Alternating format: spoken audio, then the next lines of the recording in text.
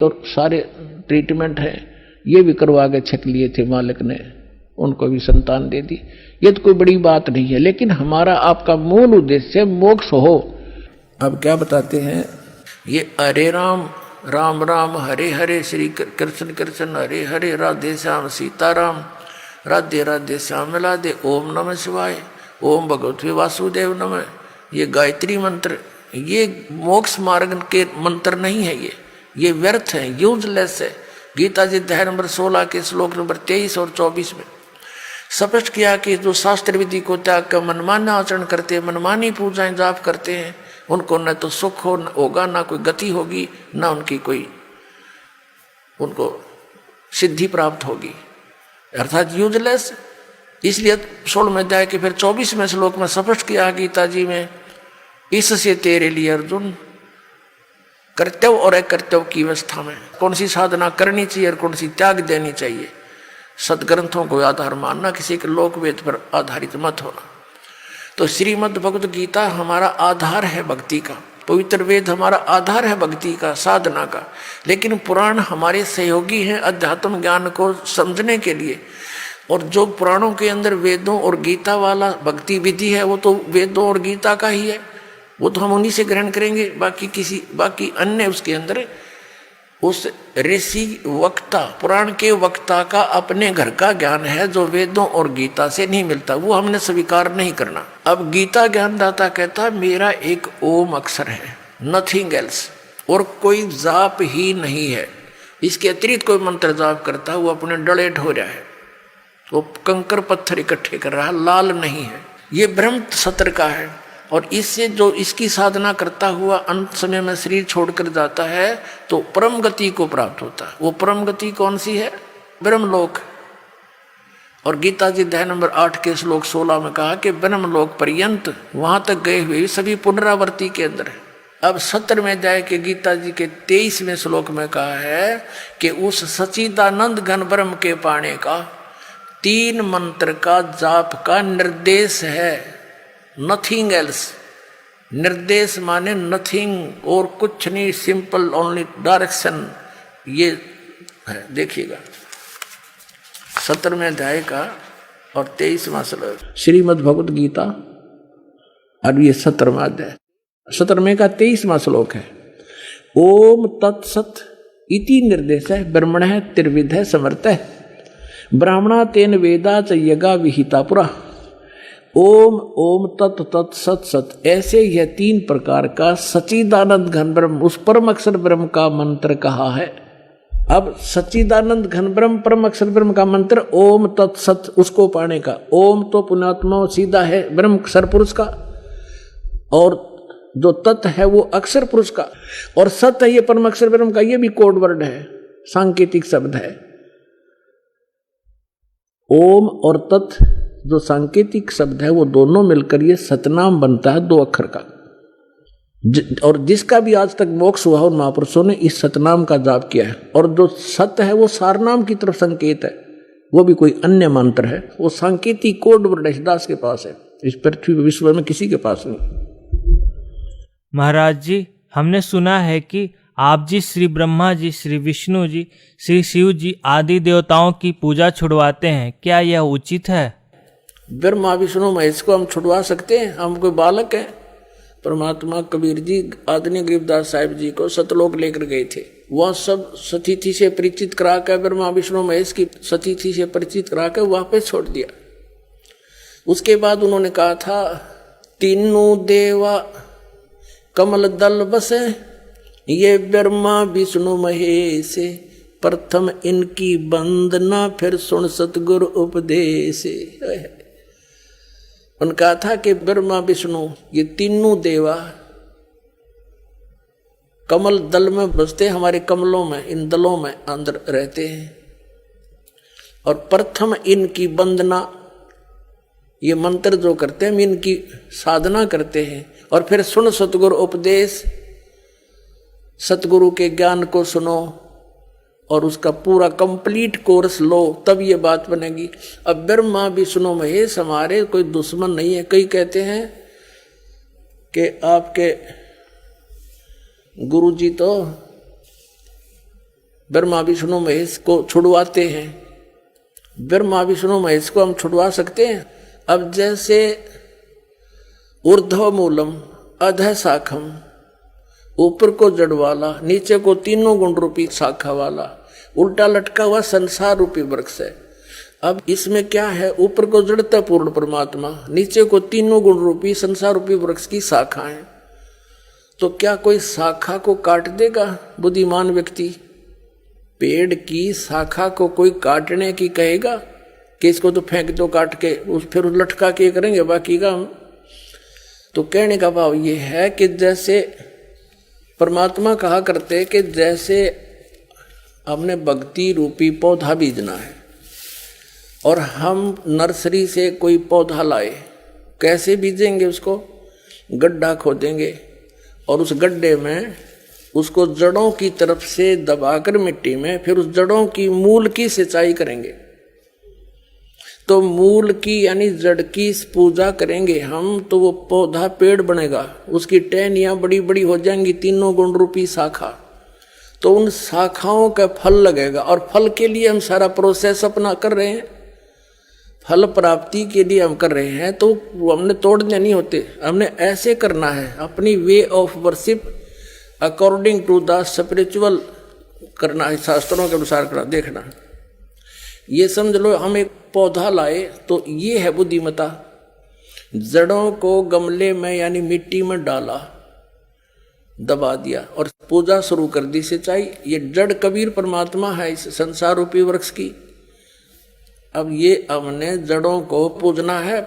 इन ब्रह्मा विष्णु महेश की पूजा नहीं कर, हम क्या कर रहे हैं? ऐसे कर रहे हैं।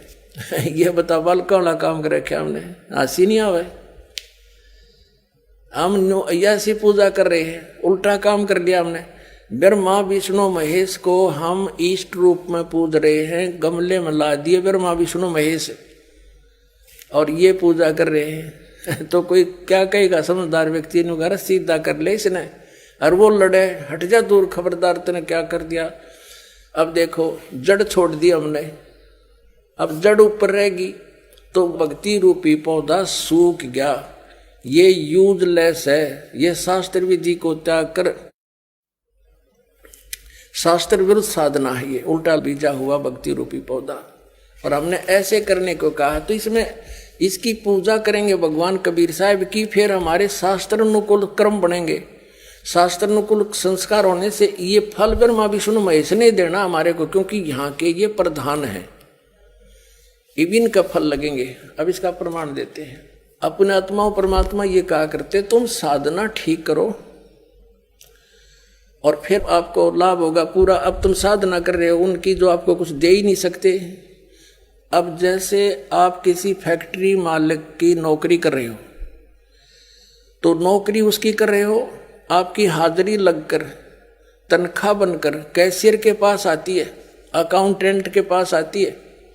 अब तनख्वाह तो देंगे अकाउंटेंट और वो कैशियर, लेकिन वो देंगे आपका वर्क डन, और वो भी उस मालिक की मजदूरी करोगे। तो यदि उस आप लागे अकाउंटेंट और कैशियर की जूते साफ करन, उसकी प्लेट धोना, वह नौकरी दी छोड़ आपने, वो खा के देंगे आपको, लोग बाजत चाह बिना प्याओ टाइम पे।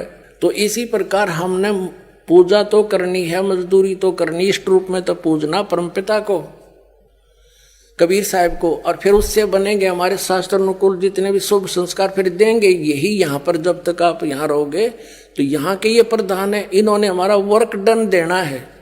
जैसा कर्म करेगा फल देगा भगवान, इनका ये आखिरी विधान था। तो ये भगवान तो वर्क डन ही दे सकते, इसमें ऐड नहीं कर सकते। और फैक्ट्री मालिक बनवाने के रखे दे दे तोहफे में, यानी परमात्मा हमारे मालिक हैं, मालिक तो कुछ भी दे सकता है। अब और थोड़ा सिखा दिखाते हैं, क्योंकि कंसेप्ट इससे जुड़ा हुआ है। इसी गीता जी अध्याय नंबर 3 के, ये श्रीमद् भगवद गीता अध्याय नंबर 3 के आपको दिखाते हैं, श्लोक 10 से लेकर 15। ये देखिएगा, श्रीमद् भगवद गीता अध्याय नंबर 3 के और श्लोक नंबर 10। प्रजापति ब्रह्मा ने कल्प के आदि में यज्ञ सहित प्रजाओं को रचकर कहा था, तुम लोग इस यज्ञ के द्वारा, यज्ञ माने धार्मिक अनुष्ठान शास्त्र अनुकूल, वृद्धि को प्राप्त हो, यह यज्ञ तुम लोगों को इच्छित भोग प्रदान करने वाली हो। 11वें में कहा है यज्ञ के द्वारा देवताओं को उन्नत करो और वो देवता तुम लोगों को उन्नत करें। इस प्रकार निस्वार्थ भाव से एक दूसरे को उन्नत करते हुए तुम लोग कल्याण को प्राप्त हो जाओगे। 12वें में फिर कहा है यज्ञ के द्वारा बढ़ाए गए देवता, बताओ देवता ने क्या हम पकड़ कर बढ़ावांगे, खींच कर बढ़ावांगे उन्हें। अब ये विधि बता रखी है कि शास्त्र अनुकूल साधना करने से, जड़ की पूजा करने से ये तीनों देवता रूपी शाखा बढ़ जाएंगी, बड़ी हो जाएंगी, फिर ये फल देंगे। देखिए यज्ञ के द्वारा शास्त्र अनुकूल साधना के द्वारा बढ़ाए हुए यानी बढ़े हुए देवता, ये तीनों शाखाएं तुम लोगों के बिना मांगे ही इच्छित भोग निश्चित देते रहेंगे। उन देवताओं को दिए हुए भोगों को जो पुरुष उनके बिना दिए स्वयं भोगता है वह चोर है। अब क्या सिद्ध हो गया कि जैसे हम मूल की पूजा करेंगे, मूल की यानी जड़ की पूजा करने से टहनी बड़ी हो जाएंगी, ये देवता बढ़ गए, बड़े होकर ये फलों से लदपद हो जाएंगी, ये टहनी बिना मांगे देंगे अपने आप, क्योंकि हम मूल की पूजा कर रहे हैं तो अपने आप इनका बस की बात नहीं, देने पड़ेंगे फल हमारे को। आगे देखो, और जो फिर कहते हैं धर्म दान नहीं करते तो वो तो चोर हैं, वो फिर स्वयं भोगता है बिना गुण को दिए यानी बिना कुछ दान किए तो चोर है। 13वें में कहा है यज्ञ से बचे हुए अन्न को खाने वाले श्रेष्ठ पुरुष सब पापों से मुक्त हो जाते हैं, और जो पापी लोग अपने शरीर पोषण के लिए ही अन्न पकाते हैं वे तो पाप ही खाते हैं। इसका कहने का भाव यह है अपने आत्माओं, यहाँ पर सतलोक आश्रम बरवाला जिला हिसार हरियाणा में पूरे विश्व में एक ये स्थान है जहाँ शास्त्र अनुकूल साधना होती है।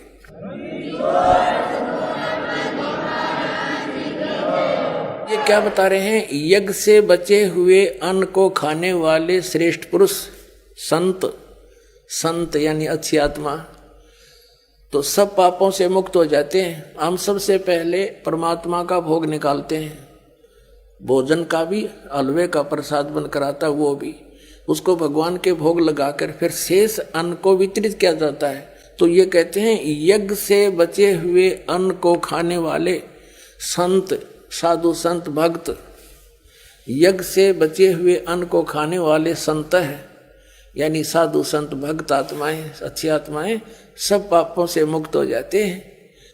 अब कहने का भाव ये है कि यहाँ पहले भगवान को भोग लगा के शेष बचे हुए अन्न को उसके बच्चों को वितरित किया जाता है, वो महापाप नाशक बन जाता है। तो यहाँ आओगे तो सारी साधना मिल लगी आपने, तो सब पापों से मुक्त आप होगे। ज्ञान सुनोगे, धर्म यज्ञ, ज्ञान यज्ञ, प्रणाम यज्ञ, सारी यज्ञ, सब साधना पूरा ट्रीटमेंट दिया जाएगा। फिर कहते हैं जो दान धर्म नहीं करते हो तो चोर हैं भगवान के। जिन हर की चोरी करी और गए राम गुण भूल, ते बिदना बागुल किए वो फिर झूले उल्टी झूल।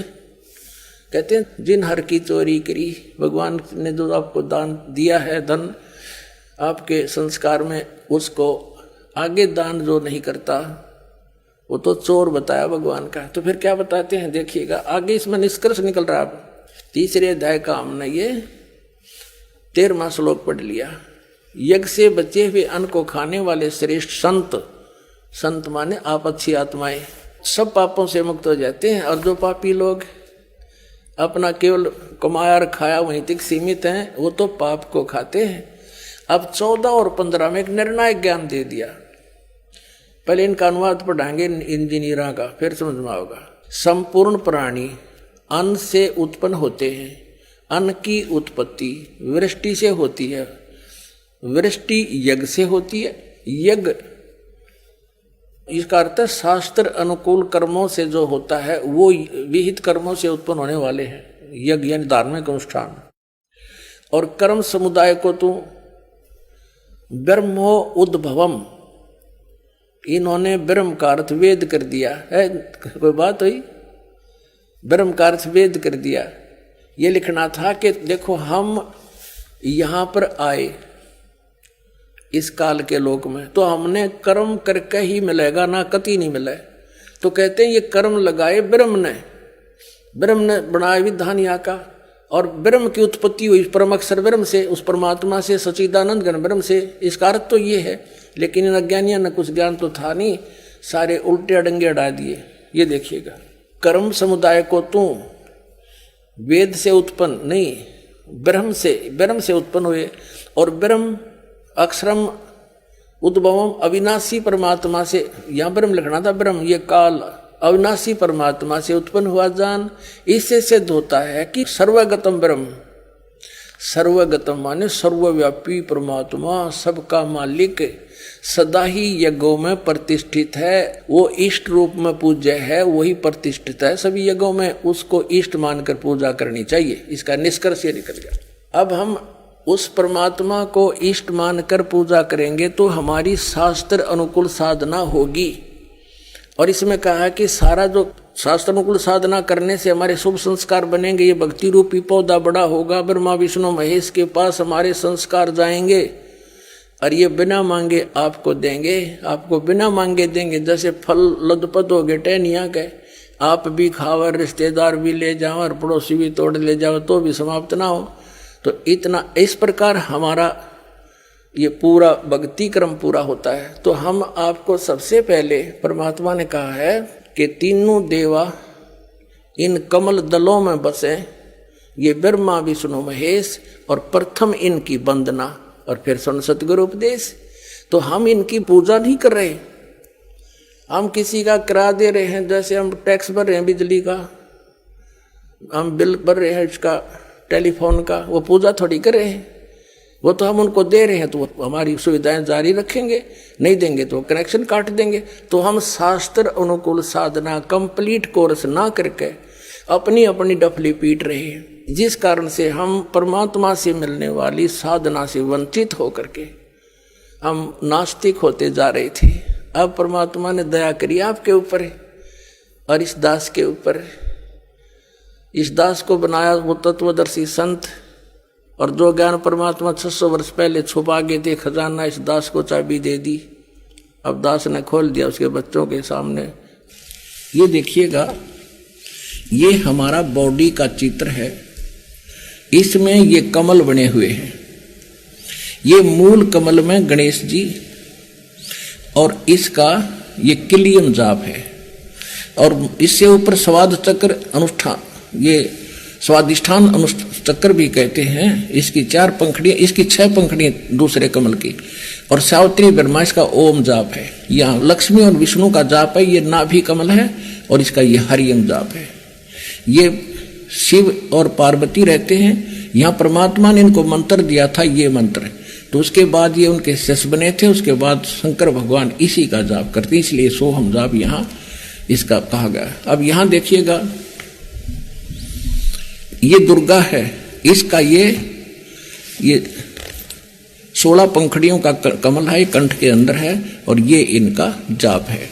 और यहाँ और आगे अलग, ये तो फिर केवल मालिक ने संदेश दिए हैं। अब ये हैं इस शरीर से, इस पिंड से निकल यहाँ तक बरी होने के लिए हमने ये मूल मंत्र जाप करने हैं। कैसे करने हैं ये नहीं खोलूंगा, वो तो जो उपदेश लेगा उसी को बताऊंगा। अब ये तो हो गया कि ये 5 नाम हम जाप करेंगे, तो ये 5 नामों का हम साधना करेंगे, पूजा नहीं है ये। अब हमने इन भगवानों का कर्जा ले रखा है, यहाँ फंस रहे हैं, इनसे लाभ ले रहे हैं, हम ऋणी हो रहे हैं। इस मंत्र से हम इनका ऋण उतारेंगे, और ये इन देवताओं के मूल मंत्र है, इनसे लाभ लेने के। जैसे एक भैंसा होता है, जोटा होता है, या ये सांड होता है, जो जिसको खागड़ बोले हमारे यहाँ अंकल कहते हैं, उसका उनका एक मंत्र होता है नाम, उसने भैंसा भैंसा करते रहो, कते नहीं सुने। अरे एक बार उसको कहते हुर्र, वो यूं देखोगा और मनमानो भाग ले उस तरफ। तो भैंसा तो उसका अलग नाम है, और वो मूल मंत्र है जो उसने पकड़ कर खींचेगा, प्रभावित करता है। तो ये मंत्र मूल मंत्र हैं देवताओं के, जिनके ये वश हैं, ये आपको ऑटोमेटिकली आपकी तरफ आकर्षित होना शुरू कर देंगे और आपको पूर्ण लाभ प्रारंभ देना शुरू कर देंगे। तो इस प्रकार ये साधना तो इस तरीके की है, ये वेदों अनुसार यानी सदग्रंथों में तो ये सहज साधना है, सहज साधना, सिंपल वर्शिप।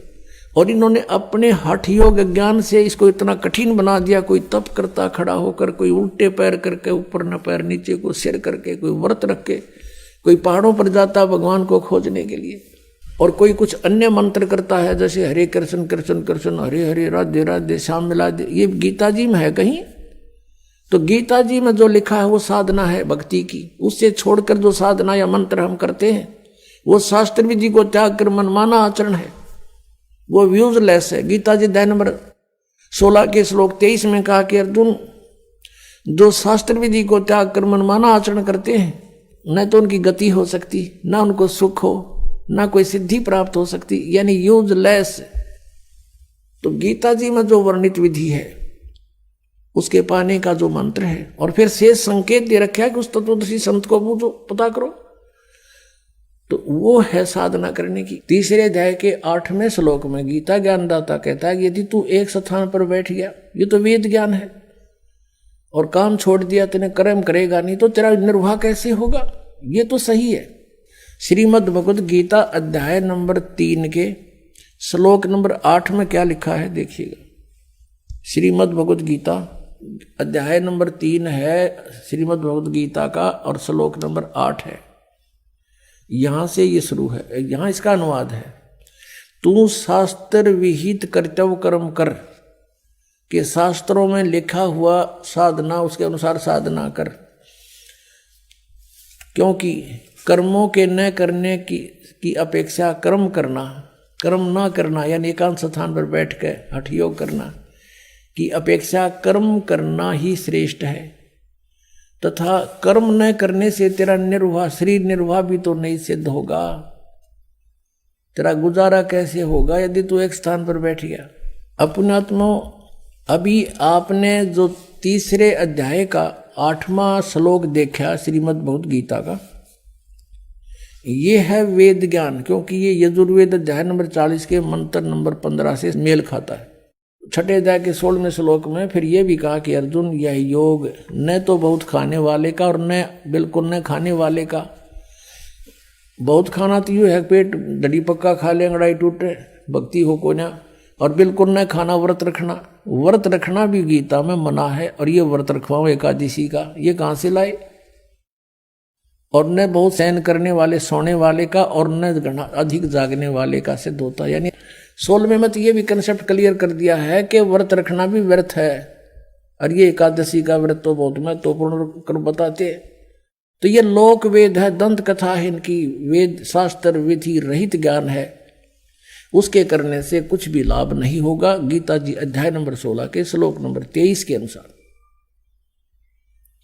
अब हम फिर उसी प्रसंग पर आते हैं कि जैसे तीसरे अध्याय के 8वें श्लोक में गीता ज्ञानदाता कहता है यदि तू एक स्थान पर बैठ गया, ये तो वेद ज्ञान है, और काम छोड़ दिया, तेने कर्म करेगा नहीं, तो तेरा निर्वाह कैसे होगा?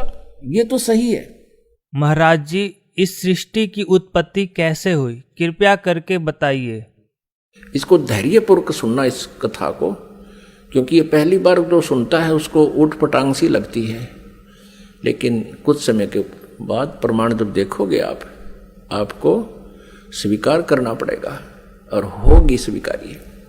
जब तक आप जी सृष्टि रचना के विषय में नहीं जानोगे तब तक आप इस आध्यात्मिक ज्ञान को, तत्व ज्ञान को नहीं समझ सकते, और न ही किसी सदग्रंथ को समझ सकते।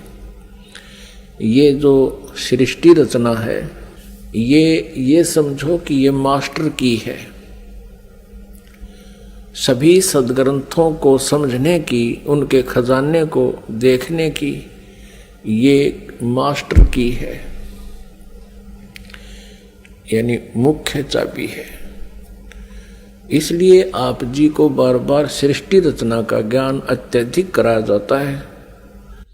तो सतलोक के अंदर परमात्मा ने एक शब्द में 16 द्वीप उत्पन्न किए, फिर 16 वचनों से एक एक पुत्र की उत्पत्ति की।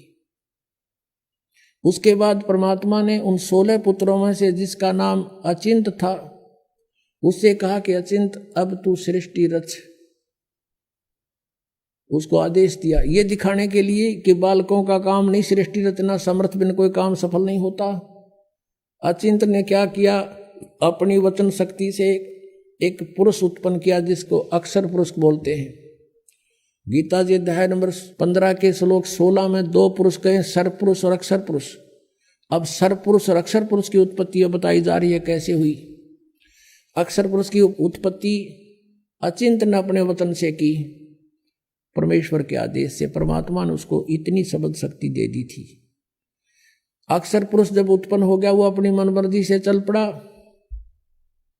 अचिंत ने कहा था मेरा सहयोग दे सृष्टि में, उसकी नहीं मानी। जा करके एक मान सरोवर है ऊपर अमृत जल से भरा हुआ, उसमें जाके छलांग लगाई नहाने के लिए और उसमें आनंद आया, सो गया। वहां श्वासों से शरीर नहीं है। अब वो सो गया था, अचिंत बैठा बैठा देखे, तब परमात्मा ने कहा कि बेटा समर्थ के बिना ये काम नहीं हो सकता और अब तू बैठ जा आसानी से। अब वहां गए परमात्मा ने, उस सत्य पुरुष ने, कबीर देव ने क्या किया, सरोवर से उसी जल से एक सरोवर से जल लिया, अपनी शक्ति से उसको एक अंडा बना दिया जैसे जादूगर बनाता है। उसको अंडे में एक आत्मा प्रवेश कर दी अपने वचन से। वो अंडा बहुत बड़ा था साइज में, वो गड़गड़ गड़गड़ करता हुआ नीचे को चला। उसकी अक्षर पुरुष की निंद्रा भंग होगी। अब कोई अधूरी निंद्रा में कोई जगा दे तो उसको बड़ा दुख सा होता है। इस दुख महसूस किया उसने, कोप किया और अंडे को कोप से देखा, क्रोध से। उस क्रोध से वो अंडा फट गया। उसमें से ये सरपुरुष यानी ज्योत निरंजन काल निकला एक मनुष्य रूप में।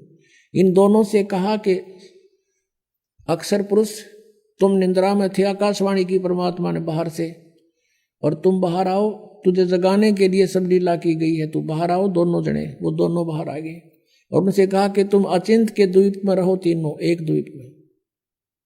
वो तीनों दोनों वो चले गए, एक अचिंत हो गया। अब कुछ दिनों के बाद ये सरपुरुष ज्योति निरंजन कहो, सरपुरुष कहो और अक्षर पुरुष कहो, चाहे परब्रह्म कहो, ये दोनों अचिंत के लोक में रहने लगे। कुछ दिनों के बाद ये सरपुरुष यानी ज्योति निरंजन कहो, इसे काल कहो, काल आगे जाके ही बनेगा। तो इस सरपुरुष ने सोचा हम तीन तो एक द्वीप में और अन्य हमारे भाई एक एक द्वीप में। उसके बाद परमात्मा ने क्या किया, हम सबकी उत्पत्ति कर दी। जितने आज हम यहाँ कीड़ी कुंजर हाथी मनुष्य राजा देव देवता जो भी हैं सभी की उत्पत्ति करके और सतलोक में सबको अलग अलग स्थान द्वीप दे दिए थे कि तुम रहो ठाठ से। तो इसको ये चिंता होगी, दुख हुआ, ईर्षा हुई कि हम तो तीनों एक लोक में, सारे सब अब अपने अलग अलग स्वतंत्र रह रहे हैं। तो इसने तप करना शुरू किया।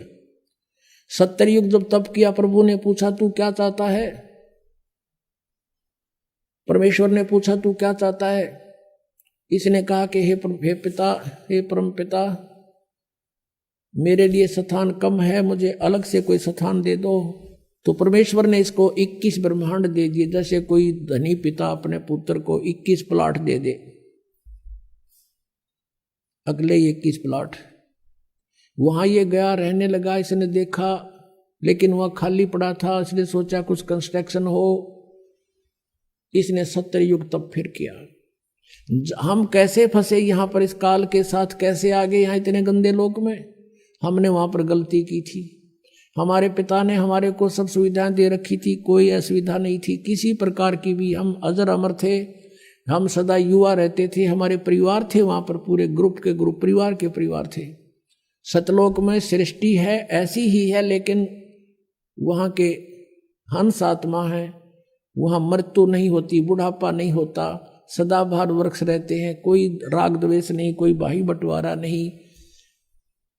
और ये राधा स्वामी वाले जितने भी है सब कहते हैं सतलोक में तो प्रकाश ही प्रकाश है। वहाँ आत्मा परमात्मा में ऐसे मिल जाती है जैसे बूंद समुद्र में। अरे कोई डूब का मरना वहाँ पर, ढूंढ रहे हैं भगवान को, परमात्मा को तलाश करें, उसके दर्शन करेंगे, बैठेंगे, बतलावाएंगे, अपना दुख रोवाएंगे, हैं, देख देख के खुश होवाएंगे। इन्हों को भगवान निराकार है, प्रकाश ही प्रकाश है, और आत्मा उसमें ऐसे मिल जाती है जैसे बूंद समुद्र में। ये तो एक डूब का मरने वाली बात होगी, है किसी में मत चलो, कहोगे चलो समुद्र में डूब मरो, भगवान मिलेगा, लो अभी ना जाओ। तो ये मूर्ख बना रखे हमने, उन नहीं पता है ना सतलोक का बेरा, इन जाने वालों ने पता है उड़ा जाना उड़ा कुछ है को नहीं है। तो बात बात वो बनाओ, सुन लेते हैं श्रद्धालु। तो वहां पर सृष्टि है, एज इट इज है, भगवान मनुष्य दृश्य है, उसके एक रोमकूप में करोड़ सूर्य मिला दे, करोड़ चंद्रमा, इतनी रोशनी उस मालिक के वहां के रूप में। वहां से वो हल्के तेज पुंज का रूप बनाकर सरल करके यहाँ आता है। वेद भी बता रहे हैं, और ये 600 साल पहले परमात्मा ने अपनी महिमा आप बता रखी है कबीर वाणी में। तो वहां से वो परमात्मा ने आके खुद बता। तो हम अपने भगवान को छोड़ के, जिसने हमारे को सारा सुख दे रखा था, हम इस पर आसक्त हो गए। यूं खड़ा होगा तब कर रहा था, और यूं देखो देखो हो इतने वर्ष खड़ा रहा, हो बड़ा कमाल कर दिया।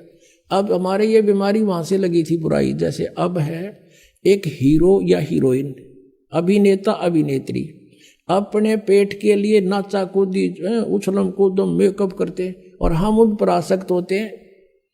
यहाँ एक बरुवाला में या हिसार में कोई एक्टर आ जा, नेता अभिनेता आ जाए, और देखो नौजवान लड़के और लड़कियों की लाइन लग जाएगी, हजारों की संख्या में इकट्ठे हो जाएंगे, और दूर तो देखेंगे वो खड़ा वो खड़ी, सारे दिन धक्के खा के नो के नो आ जाएंगे। बताओ वो खड़े तर वो खड़ी, तो उन्हें क्या मिल गया?